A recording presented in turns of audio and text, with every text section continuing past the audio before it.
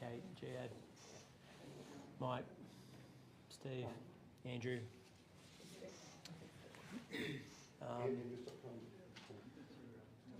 Looks like we've got a cast of thousands. Only a few of us are going to speak, and then we'll get straight to questions. But it's good to be here with member for Port Stephens, member for Maitland, Jihad Dim, Minister for Emergency Services, Mike Wassing, Commissioner SES, as well as Steve from the BOM, Andrew Cribb, who's the Zone Commander for the SES, and we're here to speak about obviously this very serious storm front that's smashed through the Mid North Coast and into parts of the Hunter.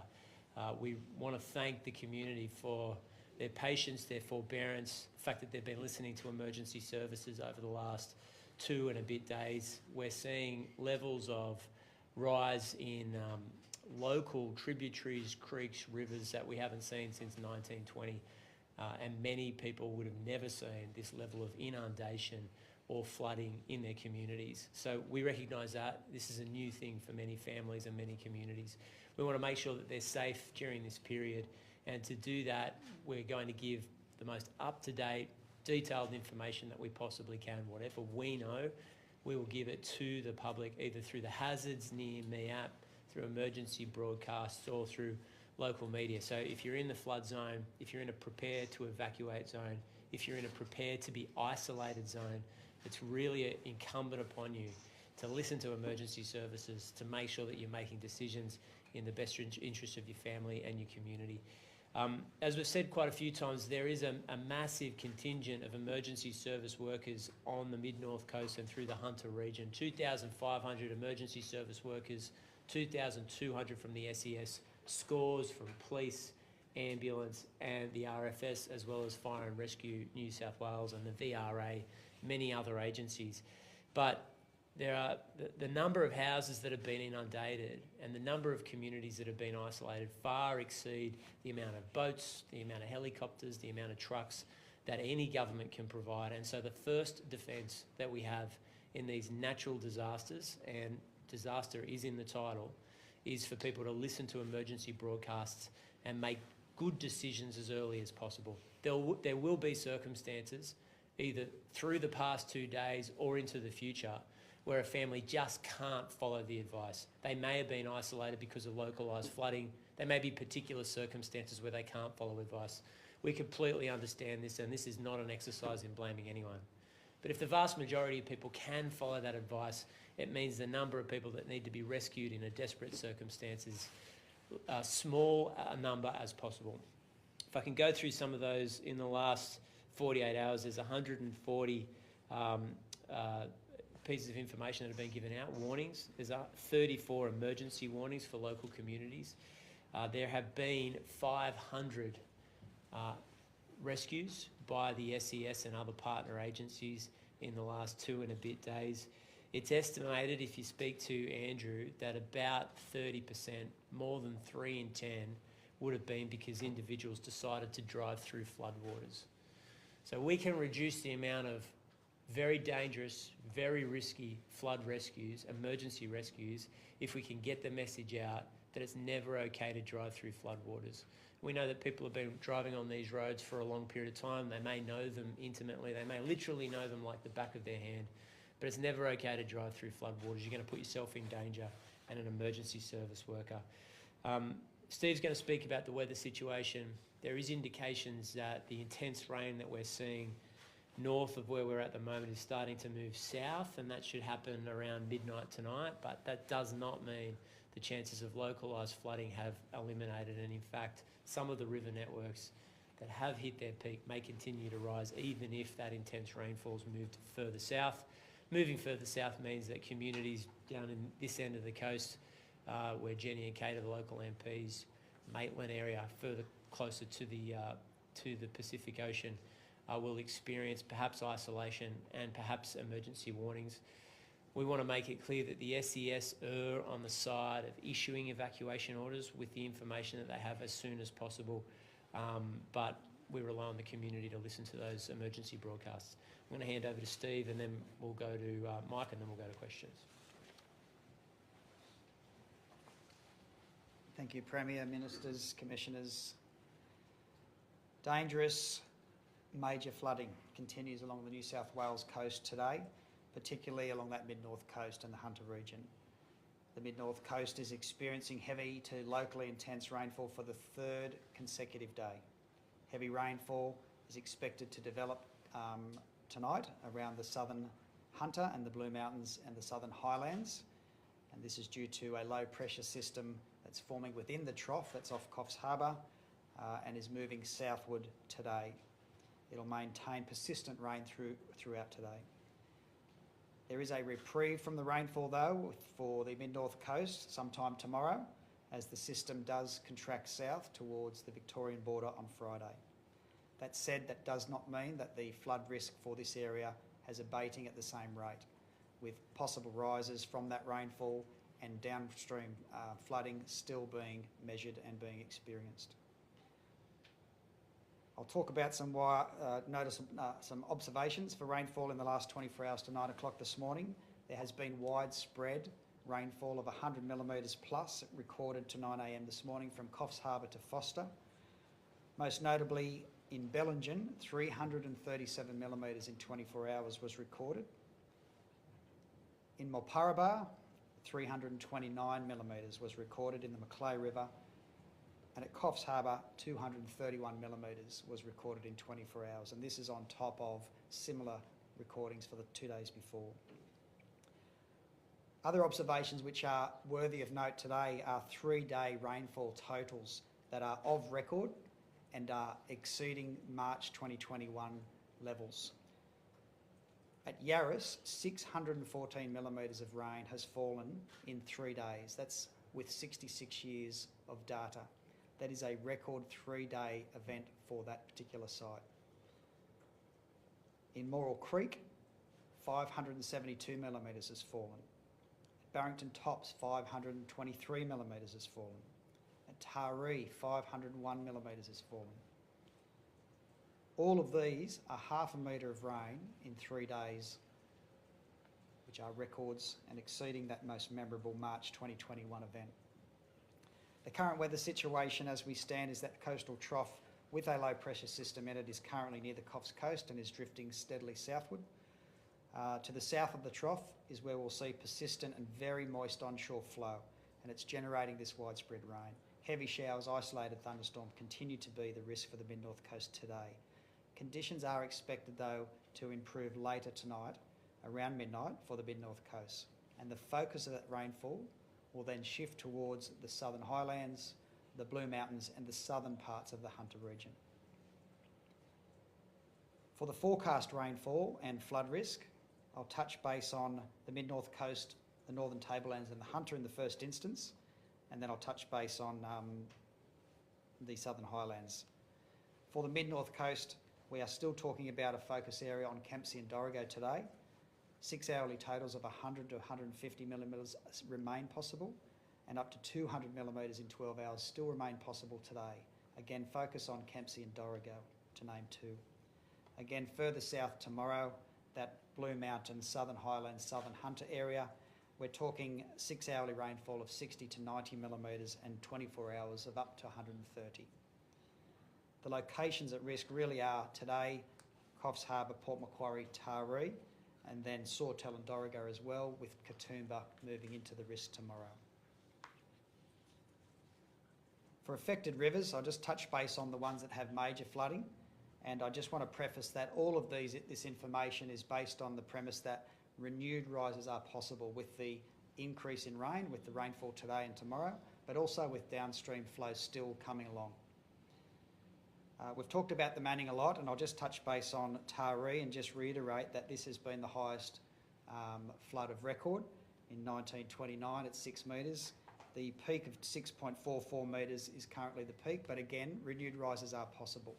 Again, there would not be, I suspect there would not be someone with actual living memory of that particular flood. In the Hastings, I'll focus on the Wauchope Railway Bridge. It peaked at about 7.35 metres in the major category, and at Settlement Point it peaked around about 2 metres sometime this morning in the major category. Again, I want to reiterate that whilst there is still rain falling, renewed rises are possible. For the Hunter River system, Wallumbye Brook at Bulga, currently around about 3.15 metres. It is rising. It's expected to reach major level sometime around tonight at about 4.6 metres. For the lower Hunter, for Maitland, moderate flooding is possible. Renewed rises are expected from Thursday or today, with upstream flows and that forecast rainfall still to come. For the Macleay River, Kempsey Road Bridge, it's still rising. It's expected to peak sometime today with major flooding. For the Patterson and Williams, renewed rises remain possible. At Dungog, it has peaked at 8.63 at major. It is now falling towards moderate, but again, keep a watch of it. At Milldam Falls, still in the Williams, it's peaked at 10.15. It's above the 2021 flood. And at Patterson River, at Gostwick, it peaked around about 14 metres. It was above the 2021 flood as well. But again, renewed rises remain possible, so stay vigilant. And last but not least, in the Nambucca River at Maxville, it's peaking sometime today at around about 2.6 metre in the major flood level. Ladies and gentlemen, it's a dangerous and difficult time for everybody in the Mid North Coast. Dangerous major flooding still exists. It continues today. It's particularly affecting the Mid North Coast and the Hunter. Rain is contracting to the south. It will give some reprieve from midnight tonight into the weekend. But that does not mean that this flood risk has abated at the same rate. So please stay focused, stay alert to all the Bureau and the SES warnings and advices, and take the appropriate action. I'll hand over to the Commissioner for his response. Thank you, Steve. Can I start by acknowledging the enormity of the impact of the local communities right through the Mid North Coast and even into parts of North East and New South Wales. And also acknowledge the amazing efforts of the community in terms of helping each other, but also working with our local emergency service crews. Most of the thousands of emergency service crews that you see in different colours working day in, day out at the moment are also local community members, and in many cases I suspect some of those volunteers and some of those staff will potentially have their own homes or their own properties currently impacted as well. But the focus really is in terms of the local community and the local support that we're still in the very active response phase of this event. I also do want to acknowledge the tragic passing of one of the locals in Moto, the elderly gentleman in Moto, who was found passed away at his residence. It was in floodwaters. Circumstances associated with that death are currently under investigation, coordinated by the police service. So I can't really provide too much further detail associated with that circumstance. We are also very conscious that particularly overnight we had a number of events, and we do have other active rescues that may see potentially bad news further associated with what is a very significant event. As we've already heard, 140 flood warnings, 34 emergency level warnings. The emergency level warnings range from evacuate now through to isolation or move to higher ground. Again, it's reflective of the weather that we've seen and been experiencing. For the emergency warnings, we're talking in the order of 9,500 people that are within those locations. So that gives you a context of the volume of potential rescues or resupply for those that are in isolated areas as well. Based on what Steve just indicated to you from the Bureau in terms of the continued rainfall and the continued river rises, we're also seeing and responding to localised flash flooding. And again, I can only implore people to be conscious and aware when you are on the road to not drive through floodwaters, particularly as the situation changes associated with localised storms. We have significant localised impacts in addition to the riverines and the rivers responding. And based on those conditions that Steve's just described to you, where communities will be used to the rivers quickly receding, whilst in some cases we are seeing those river systems receding, it may take and is likely to take longer, and so you may be isolated longer. I ask you to be patient with all the emergency services. Our focus is still very much on those that need priority rescue. We acknowledge and we know when we're in contact with people that may need resupply. We also acknowledge that there's a lot of people that have evacuated and might be keen to get back to their homes. Now's not yet the time. and it may be several days or longer before actually in that situation to be able to safely help you return to your local residence.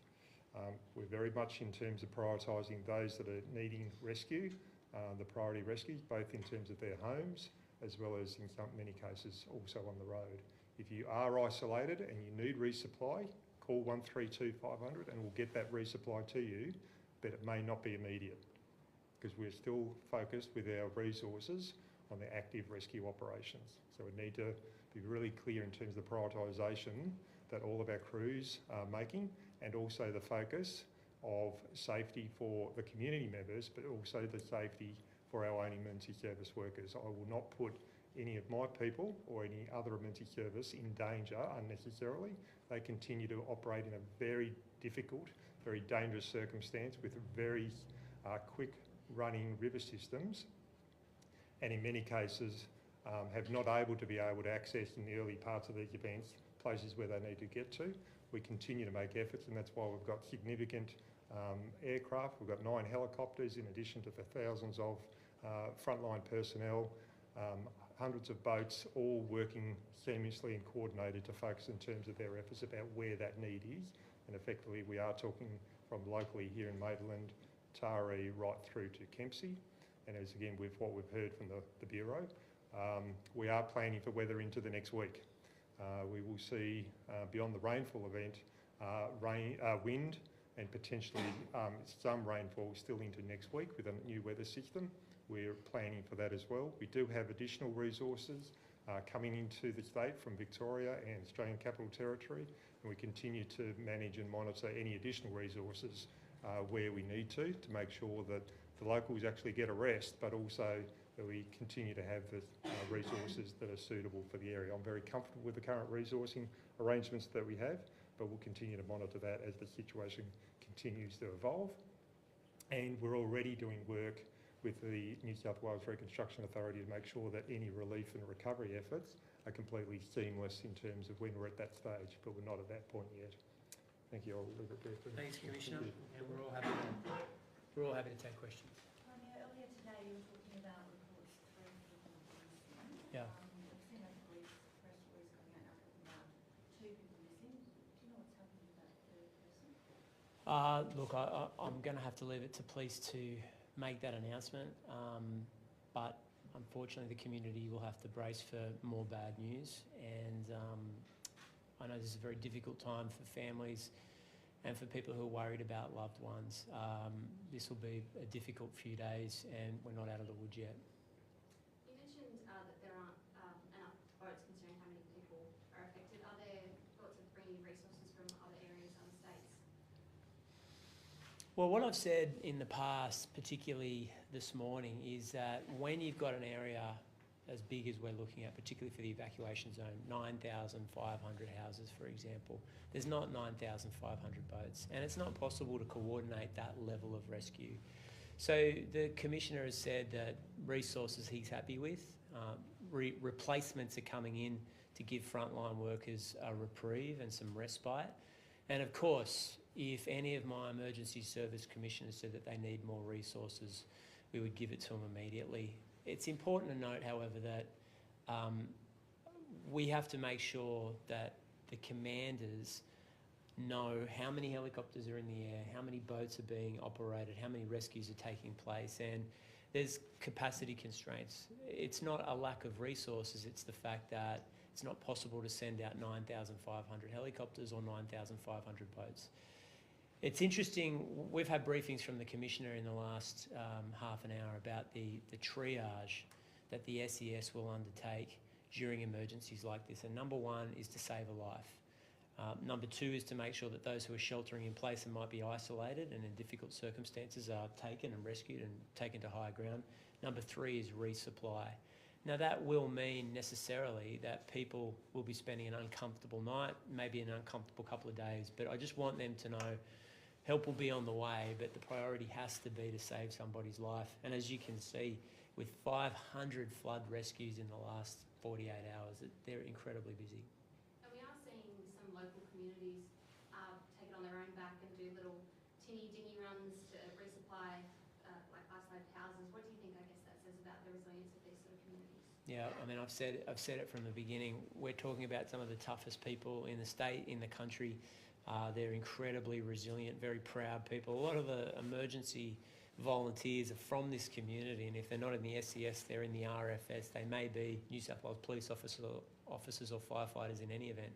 So they're tough, but we're going to need them to be, because the community, particularly after the cameras go, the focus moves on to some other drama in the country, this community will have to get back up on its feet, and we're determined to walk that road with them.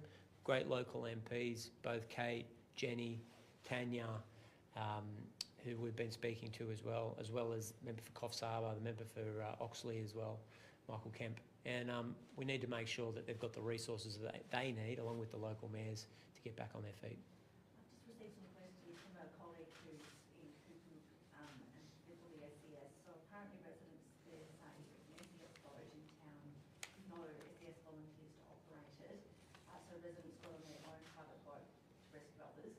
Do you have any idea what that boat may have been used for? Are you aware of that situation? You may not be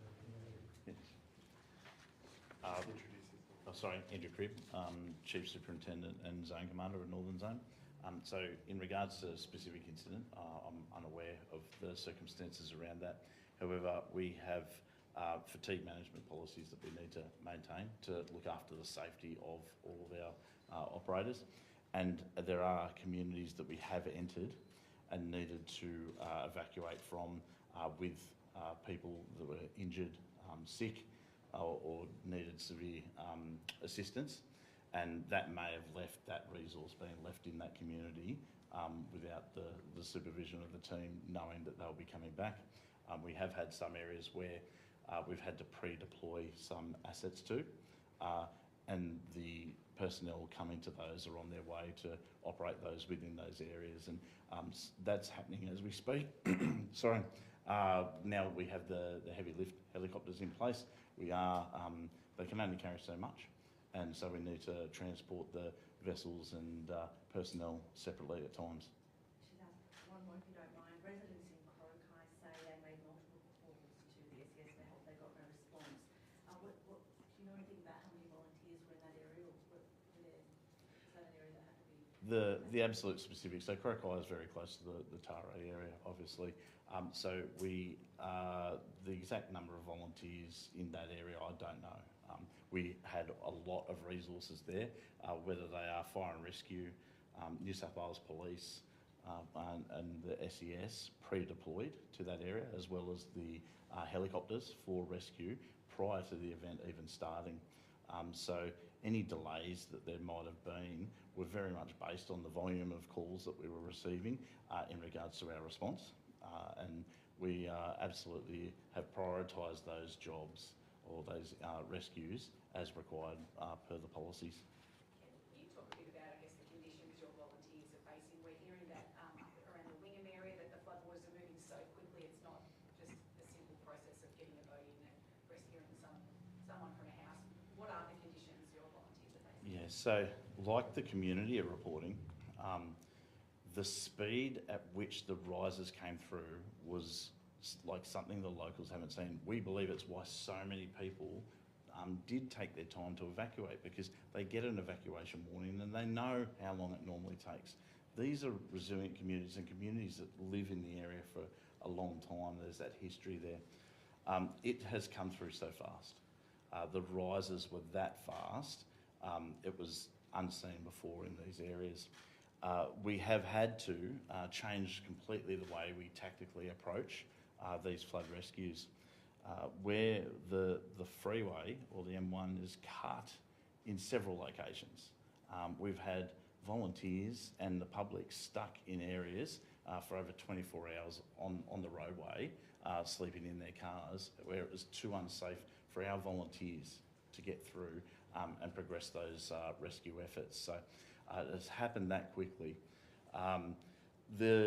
The rescues and changing our tactics the way we have has been very much like I just described, of using the heavy lift helicopters to relocate vessels to areas where we can't get there by boat. The river's flowing so quickly and the traverse is so far away that it's impractical to do so and dangerous, as well as it's too dangerous to drive, towing a vehicle to get there. So we're talking very remote areas, at times very small communities, on a floodplain with lots of creeks and rivers.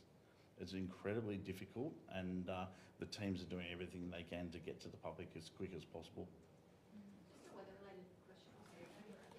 So you mentioned before that southern Hunter area might be affected as the weather system moves south. I was just hoping you could potentially expand on what parts of the southern Hunter you might be referring to. Okay, you catch me on a hop with regards to naming towns or whatever, but essentially there's a severe weather warning was updated about 2 hours ago.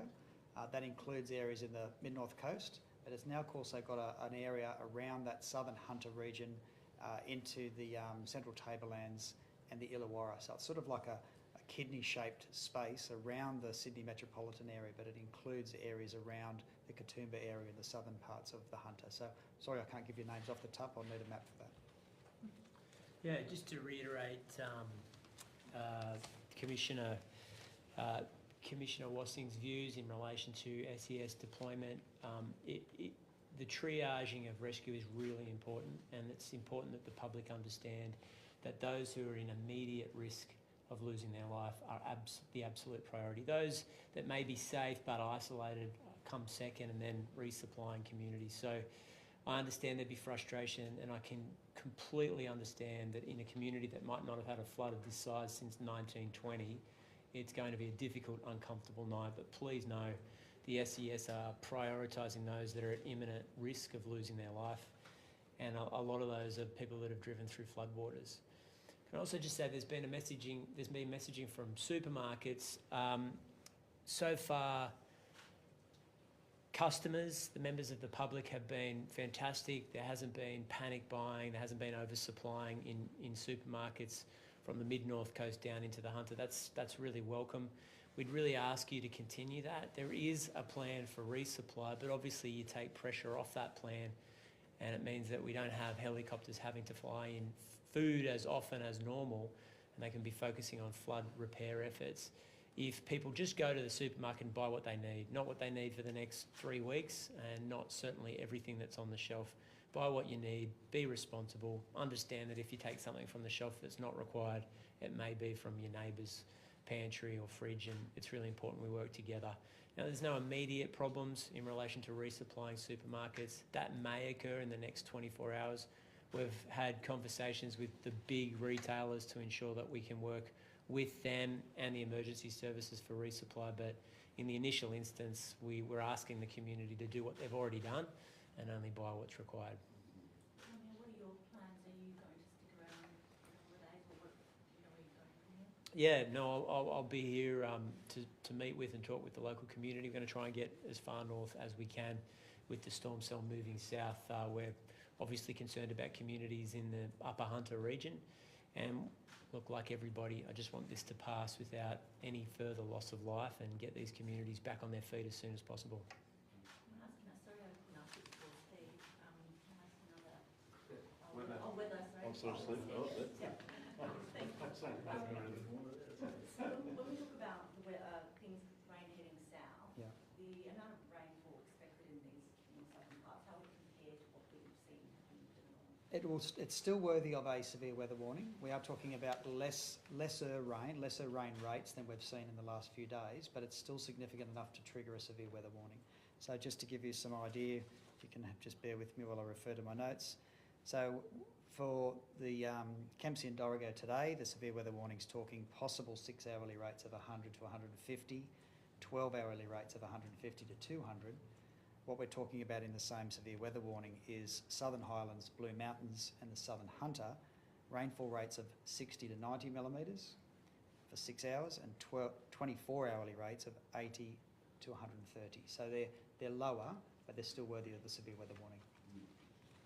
Thank Sorry, one month. I think I asked you this yesterday, but are we expecting any changes in the winds? Because obviously you spoke yesterday, you're obviously that going up. Is that Yep, things staying? that's a fair question. So as this trough and this low pressure system moves south, it'll actually move then out into the southeastern part of the state and dissipate over the Victorian borders, but we are expecting later this weekend and into next week a bit of a westerly change. So there'll be some blustery conditions coming along, which changes the game for the Commissioner and his teams to then start thinking about other parts of the state with regards to significant winds. And if you just bear with me again, so Sydney today, wet conditions today and Friday, easing Saturday. Early next week for the state, a cold, blustery, wintry blast will spread across New South Wales. It'll bring potentially some alpine snow, likely severe weather warning for damaging winds. So yeah, next week is another watch point. Different weather system, different story, but still something that the SES has to cover. Sorry, just one for the incident controller. Are there any particular communities in the Port Macquarie or Quincy area that you're concerned about moving forward in the next few days? Well, every community in that whole area, the Nambucca, the Macleay and the Port Macquarie Hastings are a concern. We will see further river rises, and there's already large-scale isolations of some communities. There's been large-scale flooding down the main street of Wauchope, and obviously we have had the reports of missing people whilst they were on the roadways there. So those areas are of great concern, and we need the community to listen to the messaging. We went very early with the messaging, and we were very clear that those people were facing a significant risk and that they needed to make a plan, to decide on that plan and act early. And for For the the hunter? hunter, it is slow moving. We will see periods of flash flood if we receive those intense short rain showers or rain bursts, but that is a riverine flood risk created by the rain much further up the catchment, on top of what was already on the ground here. So those slower rises coming down through here, but the risk is still the same. Floodwaters are dangerous and people should stay out of them.